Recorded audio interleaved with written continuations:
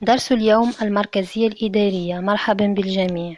المركزية الإدارية كصورة من صور التنظيم الإداري، وتكملة للموضوع السابق المتعلق بالشخصية المعنوية كأسلوب من أساليب التنظيم الإداري. تعتبر المركزية الإدارية كصورة من صور التنظيم الإداري أقدم أسلوب وأبرز أسلوب تم العمل به منذ نشأة الدول، وهذا بالنظر إلى الأوضاع التي كانت تعيشها تلك الدول قديما. وبتطور الدول تطور كذلك أسلوب المركزية الإدارية، فظهرت له خصائص جديدة وصور متعددة. وسنتطرق في هذا الدرس إلى تعريف النظام المركزية الإدارية وتبيان الأركان التي يقوم عليها، ذكر صوره، وتقدير نظام المركزية الإدارية من خلال التطرق إلى مزايا هذا النظام وعيوبه. تابعوني. 1. تعريف المركزية الإدارية. المركزية الإدارية هي أول النظم التي عرفتها الدول، وتقوم على حصر وجمع النشاط الإداري والوظائف الإدارية داخل الدولة في يد سلطة واحدة في العاصمة، ولها ممثلين عنها في الأقاليم الأخرى يخضعون لها بما يسمى بالسلطة الرئاسية. نشرح هذه الجزئية. المركزية الإدارية كأسلوب للتنظيم الإداري أو تسيير الإدارة، فإنها تقوم على فكرة الوحدة وعدم التجزئة، وذلك بحصر وجمع كل النشاط الإداري والوظائف الإدارية من توجيه وتخطيط ورقابة وتنسيق. كل النشاط الإداري والوظائف الإدارية تحصر وتجمع في يد سلطة واحدة ومتواجدة في العاصمة السياسية لكل دولة. هذه السلطة هي السلطة التنفيذية، وفي باقي أقاليم الدولة تكون لها ممثلين ليس منفصلين تحت رقابتها وسيطرتها، هي الآمر الناهي، يخضعون لها بما يسمى بالسلطة الرئاسية. السلطة الرئاسية سنتطرق إليها ونشرحها في أركان المركزية الإدارية بالتفصيل. وتتشكل الإدارة في هذا النظام وفق تدرج سلمي على شكل هرم، مما يجعل أعضاءها عبارة عن رؤساء ومرؤوسين. يأخذ هذا النظام شكل هرمي، يعني شكل موظفيه وترتيب موظفيه يكون في شكل هرمي، بحيث تكون القاعدة عبارة عن موظفين الأدنى درجة، ثم يبدأ بالصعود تدريجيا إلى الأعلى فالأعلى فالأعلى وصولا إلى القمة. هنا تكون العلاقة بين الموظفين وفق هذا الهرم عبارة عن رؤساء ومرؤوسين، كل رئيس يخضع فيه لرئيسه خضوعا تاما وينفذ أوامره ويعمل تحت إشرافه وتوجيهه، ورئيسه هو بدوره مرؤوس لرئيس أعلى منه، وهكذا وصولا إلى أعلى درجة الهرم. سنفهم أكثر من خلال أركان المركزية الإدارية. ثانيا، أركان المركزية الإدارية. تقوم المركزية الإدارية على عدة أركان، وهي تركيز الوظيفة الإدارية في يد الحكومة. ثاني ركن التدرج السلمي أو الهرمي. ثالث ركن هي السلطة الرئاسية. نبدأ بمعنى تركيز الوظيفة الإدارية في يد الحكومة، والتي شرحناها في التعريف ولكن نعيد. حيث تقوم الإدارة المركزية في العاصمة بكل الاختصاصات التي تسمح بها الوظيفة الإدارية على مستوى إقليم الدولة. وتركيز الوظيفة الإدارية في يد السلطة المركزية يعني أن يكون لها وحدها حق اتخاذ وإصدار القرارات. كما قلنا في التعريف، هنا المركزية الإدارية تقوم على حصر وتركيز وجمع كل الوظائف الإدارية والنشاط الإداري والسلطات الإدارية في يد سلطة واحدة متواجدة في العاصمة، وهي الإدارة المركزية. وهذا يعني أن السلطة المركزية هذه تكون لها وحدها حق اتخاذ وإصدار القرارات. لا توجد سلطة أخرى تسن وتتخذ القرارات وتصدر القرارات إلا السلطة المركزية المتواجدة في العاصمة. كما تمتد سلطة الحكومة المركزية إلى جميع أقاليم الدولة، بحيث تشرف على جميع المرافق العامة والهيئات الإدارية سواء كانت وطنية أو محلية. هنا عن طريق الممثلين كما قلنا سابقا، تكون هي متمركزة في العاصمة ولها امتداداتها في الإقليم عن طريق ممثلين لها يمثلونها في كل إقليم الدولة وعلى جميع المرافق العامة والهيئات الإدارية، سواء كان ذات طابع محلي أو ذات طابع وطني. التدرج السلمي أو الهرمي. يقوم النظام المركزي على أساس التدرج السلمي في السلم الإداري، ومقتضاه أن يخضع موظفي الحكومة المركزية بشكل متدرج ومتصاعد، حيث تكون الدرجات الدنيا تابعة للدرجات العليا بمعنى التي تعلوها، وصولا إلى أعلى السلم الإداري، تأمينا للتماسك بين درجات الهرم الإداري. في النظام المركزي يكون شكل الموظفين متسلسل ومتدرج وفق هرم إداري. كيف يكون هذا التسلسل ولماذا شبهناه بالهرم سوف نعرف الآن.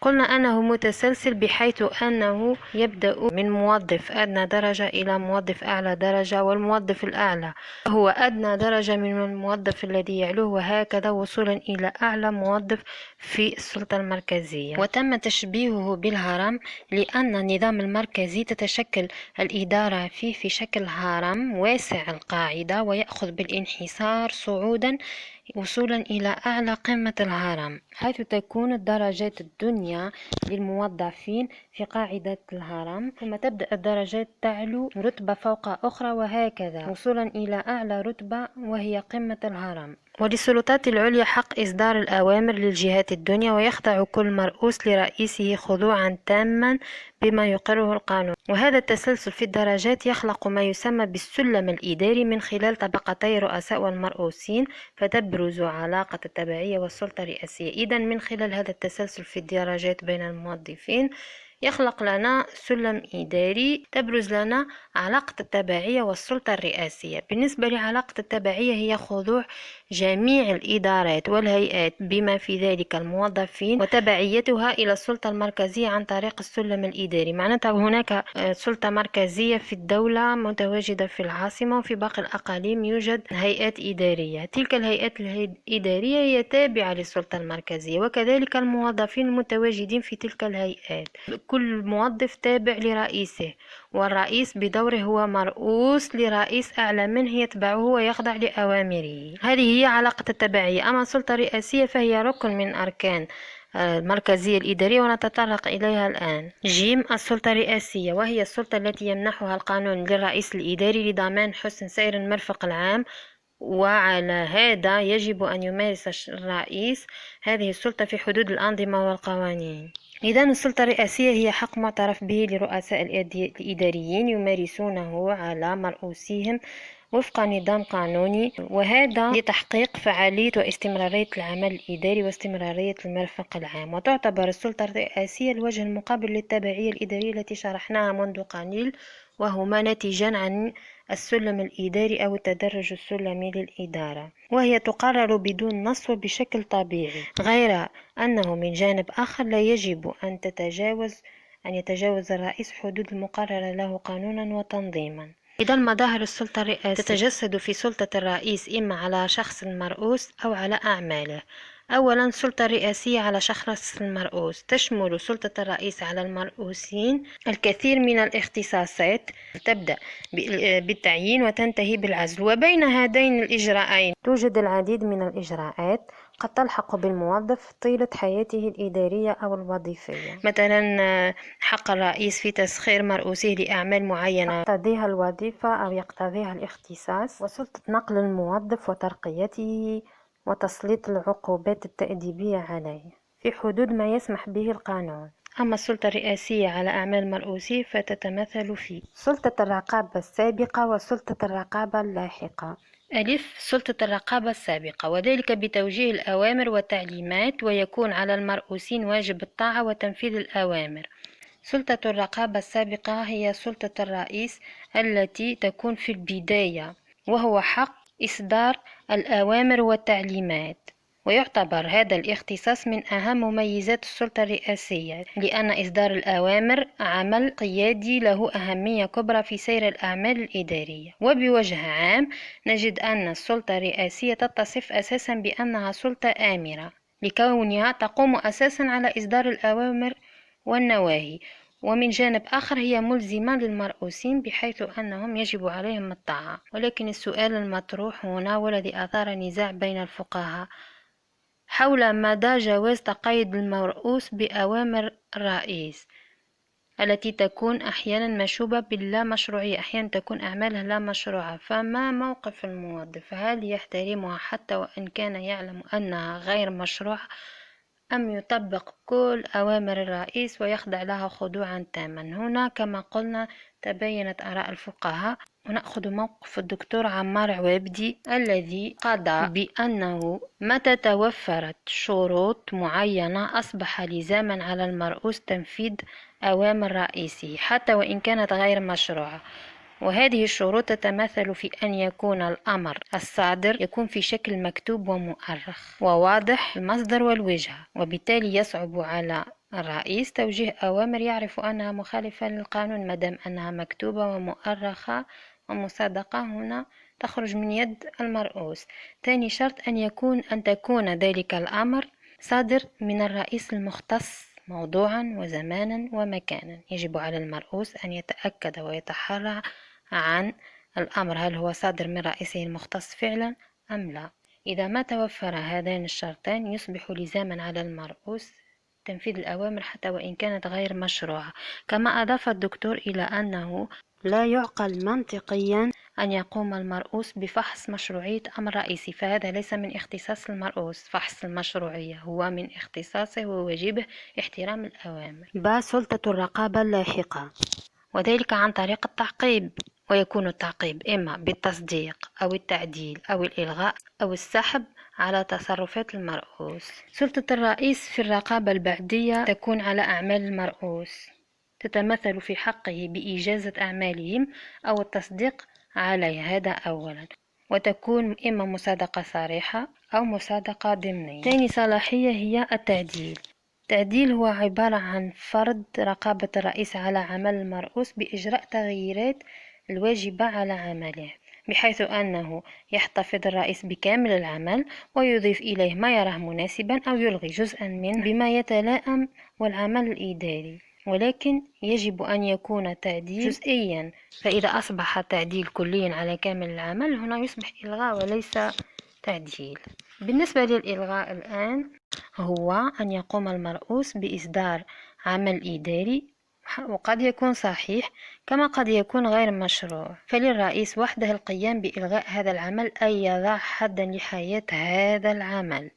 أما السحب فهو مشابه لآلية الإلغاء، كونه يعدم العمل الإداري، يعني يختفي، ينتهي من الوجود ذلك العمل الإداري. ولكن الفرق بينه وبين الإلغاء من حيث الآثار، فللإلغاء أثر فوري وللسحب أثر راجعي. الآن سلطة الحلول. الأصل أن كل شخص إداري يمارس الاختصاص المقرر له بنفسه، إلا أن للرئيس وبموجب السلطة الرئاسية يعني بموجب القانون يستطيع حلول محل مرؤوسه في حالات معينة، وذلك للقيام بالتصرفات القانونية الموكلة إلى المرؤوس. نعطي مثال، مثلا في الجزائر يمكن للوالي أن يحل محل رئيس المجلس الشعبي البلدي حال امتناع هذا الأخير عن أداء مهامه. ثالث نقطة في الدرس وهي صور المركزية الإدارية، وهي مهمة جدا نركز جيدا لأن هناك خلط بين عدم التركيز الإداري واللا مركزية الإدارية، والتي سنتطرق إليها في الفيديو المقبل. نفهم جيدا التركيز الإداري ونفهم جيدا معنى عدم التركيز الإداري كصورتين للمركزية الإدارية. أولا التركيز الإداري، وهو الصورة القديمة للمركزية الإدارية. أول ما بدأت المركزية الإدارية كانت في صورة التركيز الإداري، وهو المركزية المشددة أو المتوحشة. ما معنى المركزية المتشددة والمتوحشة؟ حيث أنها تقضي بحصر وتركيز جميع السلطات الإدارية في يد الحكومة المركزية، وهذا الأسلوب في التسيير والتنظيم الإداري لا ينطبق مع متطلبات الدول الحديثة، مما جعل أغلب الدول تهجر هذا الأسلوب المتشدد إلى أسلوب مركزي معتدل، وهو عدم التركيز الإداري. ثانيا عدم التركيز الإداري يرمي عدم التركيز الإداري إلى تخفيف العبء على الإدارة المركزية بمنح بعض الموظفين في الأقاليم المختلفة سلطة البث في بعض الأمور ذات الطابع المحلي دون الحاجة للرجوع إلى مصادقة الوزير المختص في العاصمة. واضحة هنا. مقتضى عدم التركيز الإداري هو منح بعض الموظفين في الأقاليم المختلفة البعيدة عن العاصمة، يعطيها عدم التركيز الإداري سلطة البث في بعض الأمور مقررة قانونا ذات طابع محلي دون الحاجة للرجوع إلى مصادقة الوزير المختص في العاصمة. إذن يقوم أسلوب عدم التركيز الإداري على مبدأين: عدم الاستقلالية القانونية والتفويض الإداري. ألف، عدم الاستقلالية القانونية. إن سلطة البث الممنوحة للموظفين في الأقاليم التي تكلمنا عليها منذ قليل في عنصر عدم التركيز الإداري لا تعني الاستقلال القانوني والانفصال التام عن الإدارة المركزية، لا، إنما يمارس هؤلاء الموظفين صلاحياتهم على المستوى المحلي تحت السلطة الرئاسية أو التسلسلية للرئيس الإداري، فهم خاضعين للسلطة الإدارية المركزية. لا يوجد استقلال قانوني تام وانفصال عن الإدارة. صحيح أنه هناك عدم الرجوع إلى مصادقة الوزير المختص، ولكن لا يوجد استقلال تام لصلاحيتهم، فهم دائما وأبدا خاضعين للسلطة المركزية.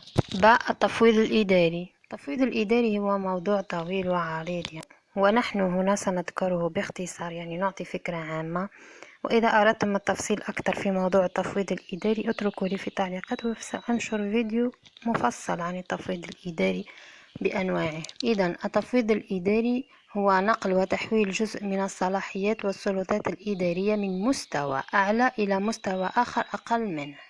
نقل وتحويل جزء من الصلاحيات والسلطات الإدارية من مستوى أعلى إلى مستوى آخر أقل منه، من الرئيس إلى المرؤوس، أو هو إسناد الرئيس الإداري بعض من صلاحياته إلى معاونيه المباشرين. إذن التفويض الإداري له شروط، أهمها لا يكون إلا بموجب نص قانوني، يجب أن يكون قد نص عليه القانون هذا التفويض أو هذا النقل وتحويل لجزء من صلاحية الرئيس إلى مرؤوسه، ويجب أن يكون جزئي لا يكون كلي، لا يكون في كل الاختصاصات وفي كل الصلاحيات، في صلاحية من الصلاحيات في جزء منها.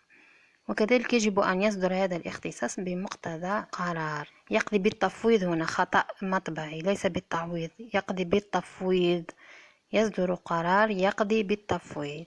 مفهوم؟ إذا التفويض الإداري قلنا هو أن يفوض الرئيس أحد مرؤوسيه أو معاونيه الأقل منه أو أدنى منه درجة في السلم الإداري على القيام ببعض الصلاحيات التي هي للرئيس أساسا، وهذا وفق شروط قلناها منذ قليل. رابعا، تقدير المركزية الإدارية. واحد، مزايا المركزية الإدارية: تقوية السلطة العامة، لأن المركزية الإدارية تسهل على بسط نفوذ الحكومة وهيبتها، وتعمل على إبراز وحدة السلطة والسيادة في الدولة، لأن كل السلطات مركزة في يد سلطة واحدة. ثاني ميزة وهي تجانس النظم الإدارية في الدولة. ثالث ميزة للمركزية الإدارية وهي العدالة والمساواة، وذلك من خلال إشراف الحكومة على كل المرافق العمومية في الدولة، كامل مرافق العمومية تحت سيطرتها، فهي بهذا تنتج العدالة والمساواة أمام الخدمات التي تقوم بها هذه المرافق، كما تعمل على إخضاعها للإشراف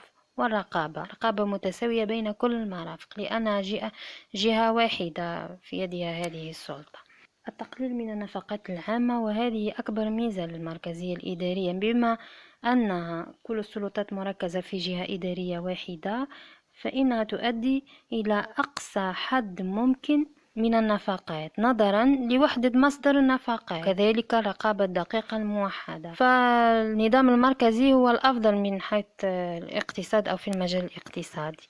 ثانيا، عيوب المركزية الإدارية: تعطيل الأعمال، هذا هو أول عيب للمركزية الإدارية، لأن المبالغة في المركزية الإدارية يؤدي بالعمل الإداري ذاته إلى الروتين، إذ أن المرحلة التي يقطعها القرار الإداري من أسفل إلى أعلى التنظيم بحثا عن التصديق يكون على حساب الكفاءة والكل، فيضيع الكثير من الوقت وكثير من الأعمال. ومنه يظهر عيب تفشي ظاهرة البيروقراطية. ثالث عيب ضعف التخطيط والتنسيق بطبيعة الحال. رابع عيب تجاهل الحاجيات المحلية. المركزية المشددة يضعف قرارات الجهاز الإداري وخططه التنفيذية على مستوى المحلي، وخاصة إذا كانت الأقاليم تبعد عن العاصمة، فإن اتخاذ السلطة المركزية لبعض القرارات قد يجعل هذه الأخيرة غير ملائمة تماما لمواجهة الاحتياجات المحلية، لأنها ليست على دراية كافية بالاحتياجات المحلية لكل منطقة. آخر عيب تقوية الحكم المطلق. هنا يطغى الاستبداد داخل الدولة، لأن كل السلطات مركزة في جهة واحدة وفي منطقة واحدة من الدولة، مما يؤدي إلى استبداد وطغيان داخل الدولة. الخلاصة، بالرغم من كل هذه العيوب التي تشوب المركزية الإدارية، فلا يمكن تصور دولة حديثة من دون مركزية إدارية، وكذلك جعل النظام الإداري كله مركزية إدارية هو بحد ذاته كارثة. لذا ظهر أو التجأت الدول إلى أسلوب آخر يملأ ويشغل تلك العيوب التي يتسم بها المركزية الإدارية، وهو نظام اللامركزية الإدارية، وهو موضوع الدرس القادم.